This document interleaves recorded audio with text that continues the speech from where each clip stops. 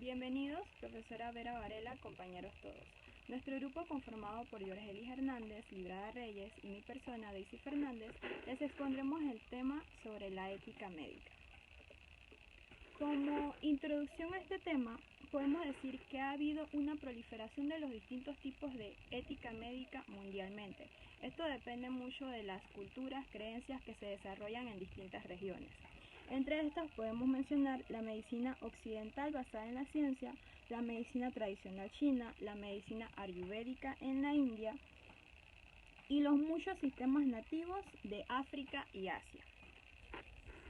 Históricamente, la medicina occidental ha sido inexacta, ya que sus cimientos provienen de la antigua Grecia, conformado también por la síntesis de regiones europeas y de Asia y de África. La tradición de la práctica médica griega se remonta a la escuela hipocrática que se dictaba sus enseñanzas en la isla de Kos alrededor del 400 a.C.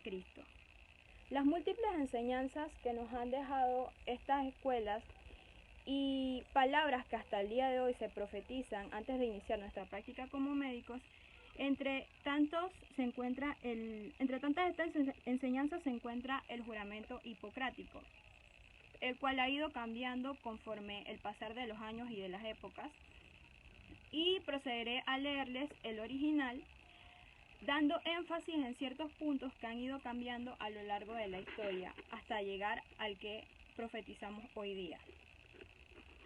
Juro por Apolo médico, por Asclepio, Higía y Panacea, y pongo por testigos a todos los dioses y diosas que han de observar el siguiente juramento, que me obligo a cumplir en cuanto ofrezco, poniendo en tal empeño todas mis fuerzas y mi inteligencia. Tributaré a mi maestro de medicina el mismo respeto que a los autores de mis días. Partiré con ellos mi fortuna y los socorreré si lo necesitasen. Trataré a sus hijos como a mis hermanos, y si quieren aprender la medicina se las enseñaré desinteresadamente y sin ningún género de recompensa. Instruiré con preceptos, lecciones orales y demás modos de enseñanza a mis hijos, a los de mi maestro y a los discípulos que se me unan bajo el convenio y juramento que determine la ley médica, y a nadie más. Estableceré el régimen de los enfermos de la manera que les sea más provechosa según mis facultades y a mi entender, evitando todo mal y toda injusticia.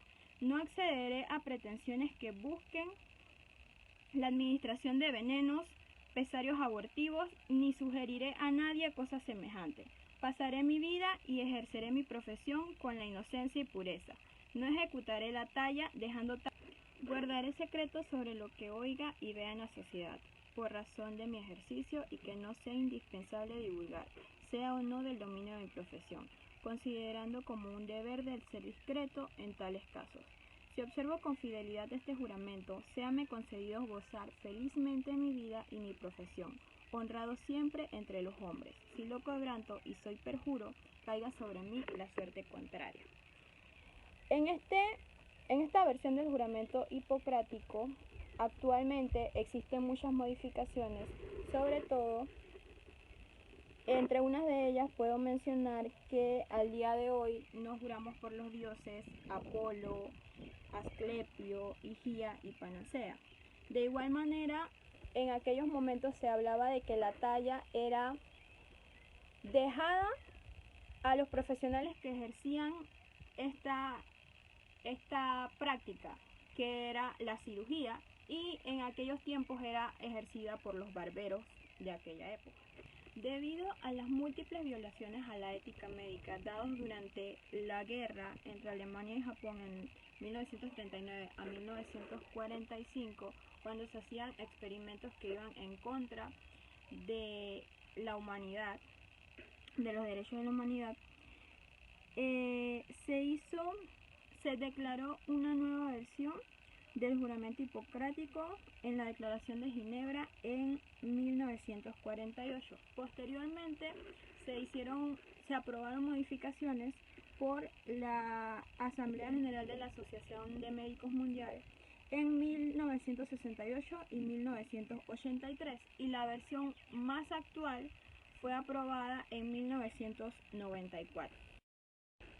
El que muestro a continuación es el juramento hipocrático actual, en el cual se inicia: como miembro de la profesión médica, prometo solemnemente dedicar mi vida al servicio de la humanidad, velar ante todo por la salud y el bienestar de mis pacientes, respetar la autonomía y la dignidad de mis pacientes, velar por el máximo respeto por la vida humana, no permitir que consideraciones de edad, enfermedad o incapacidad, credo, origen étnico, sexo, nacionalidad, afiliación política, raza, orientación sexual, clase social o cualquier otro factor se interpongan entre mis deberes y mis pacientes.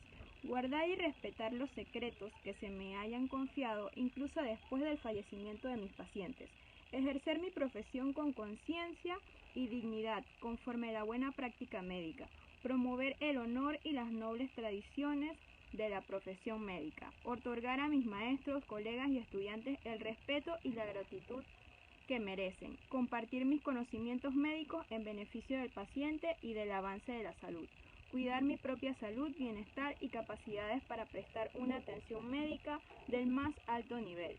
No emplear mis conocimientos médicos para violar los derechos humanos y las libertades ciudadanas, ni siquiera bajo amenaza.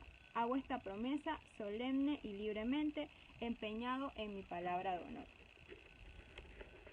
Un código ético internacional de la ética médica fue originalmente adoptado por la Asociación Médica Mundial en 1949. Posteriormente sufrió modificaciones en 1968 y en 1983. La versión más actual fue dada en 2006 y esta dicta los deberes de los médicos en general. Entre algunos de estos nos dice que el médico siempre debe aplicar su opinión profesional independiente y mantener el más alto nivel de conducta profesional. El médico debe respetar el derecho del paciente competente a aceptar o rechazar un tratamiento, y esto nos hace énfasis en la autonomía que tiene el paciente de tomar sus propias decisiones. El médico no debe permitir que su opinión sea influenciada por beneficio personal o discriminación injusta. El médico debe dedicarse a proporcionar un servicio médico competente, con plena independencia profesional y moral, con compasión y respeto por la dignidad humana. El médico no debe recibir ningún financiamiento ni otros incentivos solo por derivar a pacientes o prescribir productos específicos. El médico debe respetar los derechos y preferencias del paciente, de los colegas y de otros profesionales de la salud. El médico debe certificar solo lo que ha verificado personalmente. A continuación, nuestra compañera Yorgelis les expondrá acerca de la ética médica en la práctica y la confidencialidad médica. Vamos a hablar un poco sobre la ética médica en la práctica. La ética médica en la práctica se basa en el principio del sistema de la moral que se aplica en la práctica médica, tanto la clínica como en la investigación científica. Los principios que rigen la ética médica serían el cuidado, la honestidad, la integridad, la no discriminación y la confidencialidad. Gracias a la ética médica, el paciente se siente seguro de que su información personal va a ser privada y no va a ser divulgada, y se le cumplirá su deseo mientras éste esté incapacitado. Esto quiere decir que el paciente es el centro del universo del médico. El médico no puede abandonar a su paciente sin asegurarse que la atención clínica sea adecuada y competente. El médico tiene que velar por el bienestar físico y mental del paciente sin considerar razas, religiones, riquezas y nacionalidades. El médico puede trabajar de manera independiente o con un equipo médico libres de políticas y doctrinas. Hablemos un poco de la confidencialidad médica. La confidencialidad médica se basa en el bienestar del paciente. El médico tiene que generar un entorno de confianza donde ésta le pueda decir cosas que nos pueden ayudar a tener un diagnóstico y así poder ayudar sus molestias. Pero esto lo podemos lograrle que el médico le hable de una manera que él pueda entender, no usar terminologías que él se pueda sentir inferior y hacerle preguntas que no se sienta él agredido. Por lo menos hay preguntas en que los pacientes a veces omiten, como cuándo inició su vida sexual, cómo es su entorno social, cómo es su manera discreta, si ha usado drogas o ha consumido alcohol. Eso hay que hacerlo de una manera una manera que él no se sienta ofendido.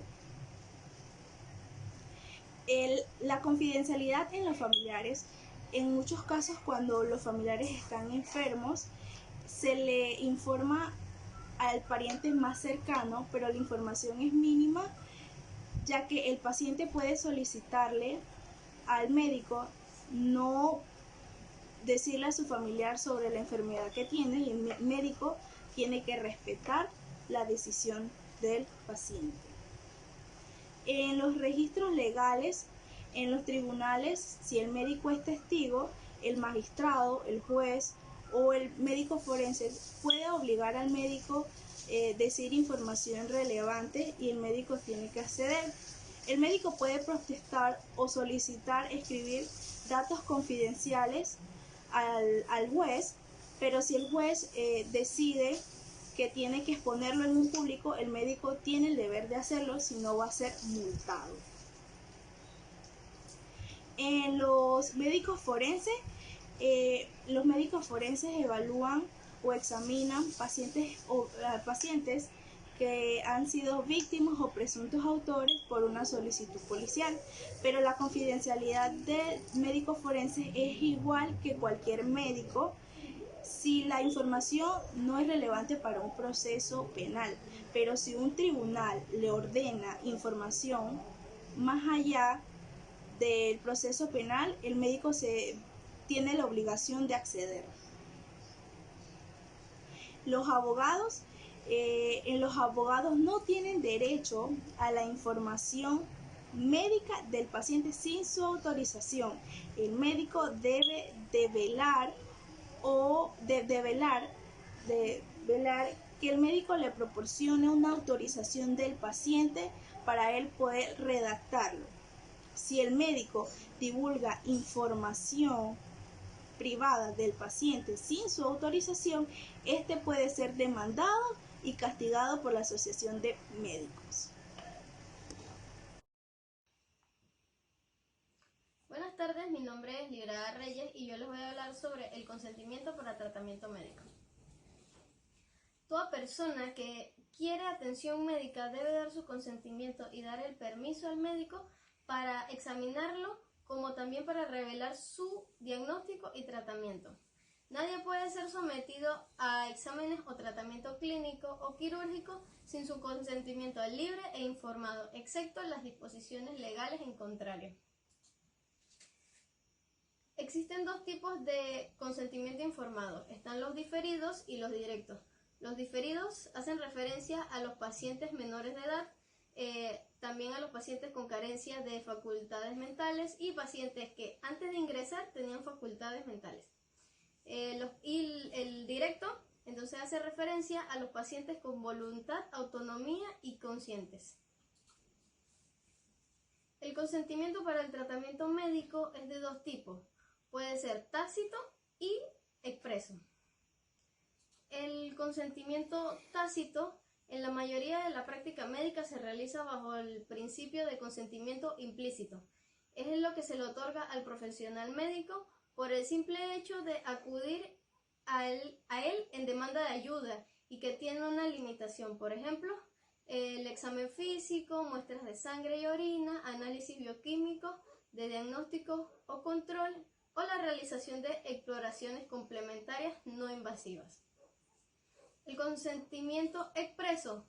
Cuando se trata de procedimientos médicos complejos, se debe obtener un permiso más preciso del paciente. Si el mismo procedimiento se repite en otra ocasión, se debe obtener nuevamente el permiso de consentimiento expreso. El consentimiento expreso a menudo se debe obtener por escrito, pero esto no es requisito legal. Y un consentimiento por escrito no es más válido que el consentimiento verbal.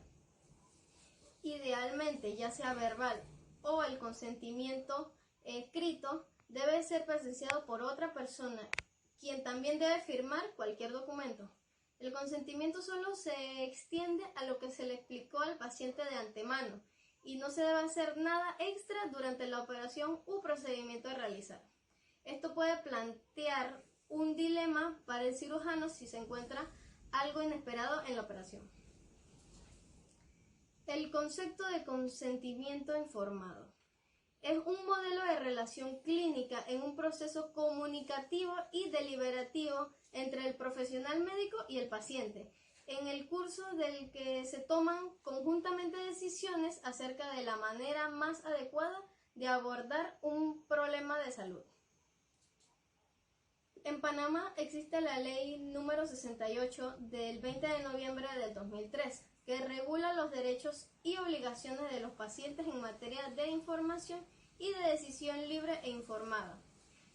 Esta ley consta de 8 capítulos, en donde el primero se refiere a las disposiciones generales que regulan los derechos y las obligaciones de los pacientes, personas sanas, profesionales, centros y servicios de salud públicos y privados en materia de información y de decisión libre e informada.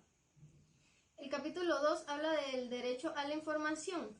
Los usuarios de los centros y servicios de salud tienen derecho a recibir información sobre los servicios a los que pueden tener acceso. No obstante, se respetará la voluntad de la persona de no ser informada. El capítulo 3 nos habla del derecho a la intimidad, que toda persona tiene derecho a que se respete la confidencialidad de los datos que hacen referencia a su salud. El capítulo 4 nos habla del derecho a la autonomía del paciente y a su voluntad expresa. En este capítulo entra el consentimiento informado antes de cualquier procedimiento a realizar. El capítulo 5 nos habla del derecho de los pacientes en fase terminal.